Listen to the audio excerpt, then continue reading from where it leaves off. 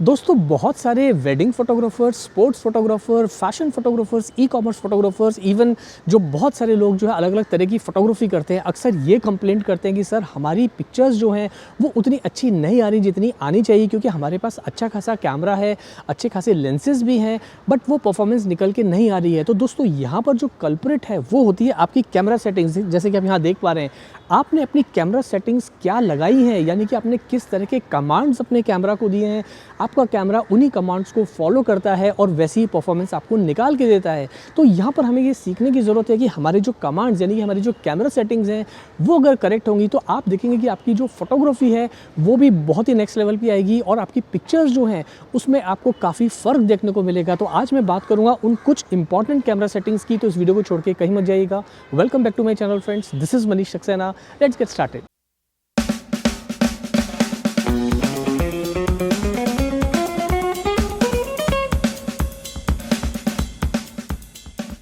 अब सबसे पहली जो कैमरा सेटिंग है दोस्तों वो होता है आपका पिक्चर कंट्रोल या पिक्चर प्रोफाइल। तो यहाँ पर आप चाहे कोई भी ब्रांड का कैमरा यूज़ कर रहे हैं, निकॉन, कैनन, सोनी, लूमिक्स वगैरह वगैरह, यहाँ पर अगर आपके प्रोफाइल के अंदर दिया है न्यूट्रल फ्लैट तो आप फ्लैट यूज़ करिए, न्यूट्रल दिया है तो आप न्यूट्रल यूज़ करिए, जिस तरह से मैंने न्यूट्रल लगाया है।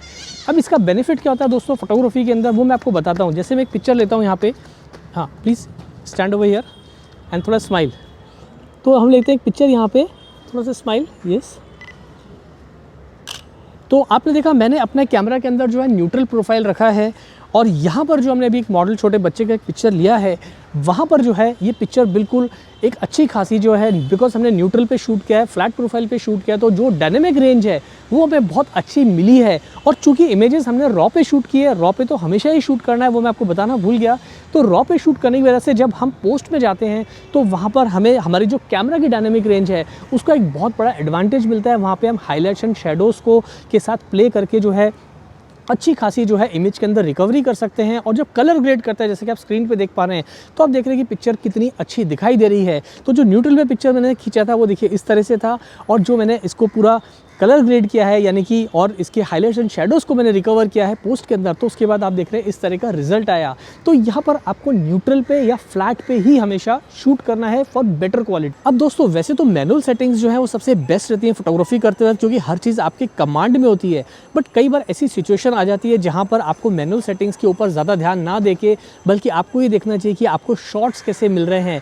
अब बहुत सारे लोग को जो है बैकग्राउंड कई बार ब्लर चाहिए होता है, या कई बार जो है उनको चाहिए होता है कि पीछे बोके आए, पीछे का जो सब्जेक्ट जो है वो पूरा इन फोकस में हो और अच्छे से हमको बैकग्राउंड की डेप्थ ऑफ फील्ड जो है वो काफ़ी अच्छे से कैप्चर हो। तो यहाँ पर अगर आप मैनुअल सेटिंग्स करते रह जाएंगे तो कई बार शॉट आपके हाथ से निकल जाता है। तो यहाँ पर दोस्तों मैं हमेशा एडवाइस करता हूँ कि भाई आप अपने कैमरा को अपर्चर प्रायोरिटी मोड पर डालिए, और अगर आपको बैकग्राउंड को ब्लर ही करना है या बोके निकालना है तो वहाँ पर जो है आपका अपर्चर जो भी है आप मिनिमम अपर्चर पे शूट किए, यानी कि 1.2, 1.4, 2, 2.8 या 4 या 4.5 जो भी आपका मिनिमम अपर्चर है आप उसके ऊपर शूट करिए। जिससे क्या होगा कि आपकी अपर्चर की ओपनिंग जो है वो काफ़ी बड़ी होगी और शटर स्पीड जो है वो ऑटोमेटिकली आपका कैमरा कैलकुलेट कर लेगा।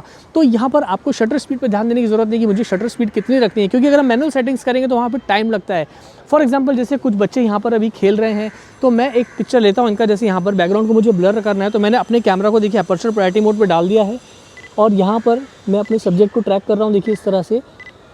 यस, लुक हियर, ये एक पिक्चर लिया, एक लड़का यहाँ पर खड़ा हुआ है, देखिए एक इनका ले लिया मैंने, एक फटाक से इनका पिक्चर लिया और एक पिक्चर मैंने जो है यहाँ पर देखिए इनका ले लिया है। तो आप देख रहे हैं कि सभी पिक्चर्स में बैकग्राउंड हमें अच्छे से ब्लर मिला है। अब ये फ़ोटोज़ जैसे कि कई बार हम स्पोर्ट्स फोटोग्राफी कर रहे हैं, ग्राउंड पे हैं, इवेंट में है, किसी इंपॉर्टेंट व्यक्ति का हमें पिक्चर लेनी है, अच्छी दिखानी है, तो अगर वहाँ मैनुअल सेटिंग्स करेंगे तो बहुत ज़्यादा टाइम जो है वो हमारा वेस्ट होता है और कई बार जो है वो पर्सन ही निकल जाता है। क्योंकि कई बार जब हम फैशन फोटोग्राफी करते हैं तो वहाँ तो हर चीज़ हमारे कंट्रोल में, मॉडल को हम खड़ा कर सकते हैं, रीटेक कर सकते हैं, 10-12 टेक ले सकते हैं। लेकिन जब आप वेडिंग फोटोग्राफी में इवेंट्स के अंदर होते हैं तो वहाँ पर रीटेक करना नामुमकिन सा होता है। तो वहाँ पर आप अपर्चर प्रायोरिटी मोड को थोड़ा सा ट्राई करिए, आपको बैकग्राउंड भी अच्छे से ब्लर मिलेगा, सब्जेक्ट भी आपका इन फोकस में आएगा एंड ओवरऑल आपकी जो पिक्चर है वो काफ़ी खूबसूरत नज़र आएगी। इसी तरह से कई बार हम किसी भी इवेंट को जब कवर कर रहे होते हैं, चाहे स्पोर्ट्स का हो, वेडिंग इवेंट हो या किसी भी तरीके की पार्टी का आप इवेंट करें जहाँ पे काफ़ी सारी मूवमेंट होती है, तो वहाँ पर कई बार आप देखते हैं कि आपकी पिक्चर्स जो हैं थोड़ी सी ब्लर आती हैं और पिक्चर्स का वो जो एक फिनिश आनी चाहिए वो नहीं आ पाती उसके अंदर। तो यहाँ पर आपको दोस्तों कई बार मैनुअल सेटिंग से चक्कर में ना पड़ के आपको कुछ नहीं करना है, आप अपने कैमरा सेटिंग में जाइए और वहाँ पर आप मेन्यू में जाके जो है सीधा शटर प्रायोरिटी मोड पे अपने कैमरा को डाल दीजिए। शटर प्रायोरिटी मोड पे जाके आपको कुछ नहीं करना, अपनी शटर स्पीड को थोड़ा सा हाई रखना है। जैसे यहाँ मैं करीब 1000 के आसपास शटर स्पीड रख रहा हूँ और एपर्चर जो है वो ऑटोमेटिकली जो है हमारा कैमरा कैलकुलेट कर लेगा। तो चलिए अब यहाँ पर मैंने शटर प्रायोरिटी मोड पे कर लिया अपने। शटर स्पीड जो है मैंने करीब 1250 रखी। थोड़ा पीछे। अब देखिए बच्चा खेल रहा है। अब यहाँ मैं कॉन्सेंट्रेट कर रहा हूँ अपने शॉट्स के लिए। तो देखिए यहाँ पे कुछ पिक्चर्स ले रहे हैं हम, देखते हैं हमें पिक्चर्स कैसी मिलती हैं। हाँ, ड्रिबल करिए। ओ गो देयर। हाँ, लाइक दिस यस। तो देख रहे बराबर एक्शन है, तो मैं बॉल पे थोड़ा कंसंट्रेट कर रहा हूँ और आप देख पा रहे हैं कि पिक्चर जो है वो हमें काफ़ी अच्छी मिल रही है यहाँ पे। So you can see images friends. यहाँ पर आपने फ़ोटोज़ देखा हमें कितने बेहतरीन मिले, एक्शन हमारा अच्छे से फ्रीज़ हुआ है और जो मोमेंट है वो बिल्कुल भी हमने मिस नहीं किया क्योंकि हमने शटर प्रायोरिटी पे ही खींचा और यहाँ पर इस तरह से हमने एक अच्छे पिक्चर को कैप्चर कर लिया विद ऑल द डिटेल्स। इसी तरह से ऑटो फोकस जो है वो भी बहुत ही एक इंपॉर्टेंट रोल प्ले करता है फोटोग्राफी के अंदर। अब वैसे तो हम सब लोग ऑटो फोकस को काफ़ी बार यूज़ करते हैं, लेकिन छोटी छोटी चीज़ें हैं उसे हमें समझना ज़रूरी है। जैसे कि अगर आप कैमरा सेटिंग में जाएंगे तो यहाँ पर आप देख पा रहे हैं कस्टम सेटिंग मेन्यू में ऑटो फोकस का ऑप्शन ए पर, ये मैं निकॉन यूज़ कर रहा हूँ बट सभी कैमरास के अंदर आपको मिल जाएगा। तो ऑटो फोकस में मैंने गया ऊपर तो आप देख पा रहे हैं यहाँ पर AFC प्रायोरिटी सिलेक्शन है, AFS प्रायोरिटी सिलेक्शन है। तो यहाँ पर अगर मैं सिलेक्शन चूज़ करता हूँ फॉर एग्जांपल AFC, तो यहाँ पर आपको दिखाता है release plus focus and focus. तो अब यहाँ पर आपको समझना है कि रिलीज़ का मतलब क्या है, फोकस का मतलब क्या है।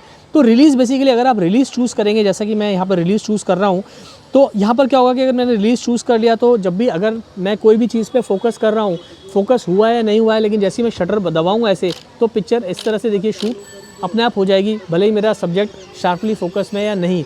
तो ये थोड़ी सेटिंग जो है वो ठीक नहीं है दोस्तों। इसमें आपको करना क्या है कि नीचे जाइए, आप सिर्फ फोकस को आप सेलेक्ट करिए और इसको यहाँ पर ओके कर दीजिए इस तरह से।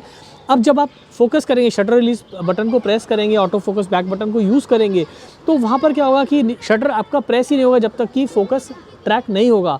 तो यहाँ पर आपका जो सब्जेक्ट है वो हमेशा फोकस में रहेगा। फॉर एग्जांपल अगर मैं देखिए विंडो की पिक्चर ले रहा हूँ तो अब आप देख रहे हैं कि फोकस ट्रैक हो गया है, तो मैंने पिक्चर ले लिया तो तभी जो है क्लिक हुआ। अगर मैंने रिलीज़ दबाया होता तो फोकस में सब्जेक्ट है या नहीं तो भी release button, shutter release button जो है वो प्रेस हो जाता और पिक्चर हमारी आती, लेकिन आउट ऑफ फोकस। तो ये छोटी छोटी बातों का आपको ध्यान रखना है जब भी आप अपनी कैमरा सेटिंग्स लगाएं, क्योंकि जैसा कि मैंने शुरू में बताया कि जो भी कमांड आप अपने कैमरा को देंगे वही चीज़ जो है कैमरा फॉलो करता है। और बाद में हम कंप्लेंट करते हैं कि पिक्चर्स ठीक नहीं आ रही हैं। तो पिक्चर्स ठीक नहीं आ रही है का मतलब है कि आपके जो कमांड्स हैं वो आपने ठीक से सेट नहीं किया, यानी कि आपकी कैमरा सेटिंग्स जो हैं वो ठीक से नहीं लगी हुई हैं। Last but not the least दोस्तों, आखिर की सेटिंग बहुत ही इंपॉर्टेंट है। अब यहाँ पर जब भी आप अपनी फ़ोटोज़ को शूट करें तो शुरू की सेटिंग्स में आप ध्यान रखें, जैसे मैंने आपको बताया न्यूट्रल पे रखना है, तो न्यूट्रल में जाके आपको जो शार्पनिंग है वो जो है यहाँ पर आप देख पा रहे हैं वो आपको रखनी है 0, जैसा कि आप देख पा रहे हैं शार्पनिंग। तो अब यहाँ पर जब आप शार्पनिंग 0 रखेंगे तो उससे बेनिफिट ये होगा कि आपकी पिक्चर, जब जो भी पिक्चर आप रॉ पे ले रहे हैं वहाँ पे शार्पनिंग जो है बिल्कुल भी नहीं होगा आपकी इमेज के अंदर। और बाद में जब आप पूरी इमेज को प्रोसेस कर लेंगे तो प्रोसेस करने के बाद के अंदर आपको शार्पनिंग को एनहेंस करना है पोस्ट के अंदर, जिससे आपकी जो पिक्चर है वो थोड़ी सी एनहेंस होगी और शार्पनिंग आने के बाद में जो है बहुत ही बैलेंस्ड और बहुत ही एक अच्छी इमेज लगेगी, एक अच्छी फिनिश के साथ इमेज जो है नज़र आएगी। जैसा कि आप अभी स्क्रीन के ऊपर देख पा रहे हैं, जो मैंने शुरू में पिक्चर ली थी वो उसमें शार्पनिंग 0 रखी थी। जो अभी आप पिक्चर देख रहे हैं उसमें मैंने पोस्ट में धीरे से शार्पनिंग को थोड़ा सा एनहेंस किया, नहीं थोड़ा सा बढ़ाया है ताकि पिक्चर काफ़ी बैलेंस लगे। तो शार्पनिंग जो है वो आपको 0 रखना है, चाहे आप फ्लैट पे शूट कर रहे हो चाहे आप शूट कर रहे हो न्यूट्रल के ऊपर। तो बस यही आज की कुछ 5-6 सेटिंग्स हैं जो मैं आपसे शेयर करना चाहता था। आज का वीडियो कैसा लगा मुझे आप कमेंट करके जरूर बताइएगा, आपके कमेंट्स का रहेगा मुझे इंतजार। जल्दी मिलते हैं फिर नए वीडियो के साथ and don't forget to subscribe my channel, क्योंकि जब आप चैनल सब्सक्राइब करते हो तो दिल का बहुत ही अच्छा। Thanks for watching.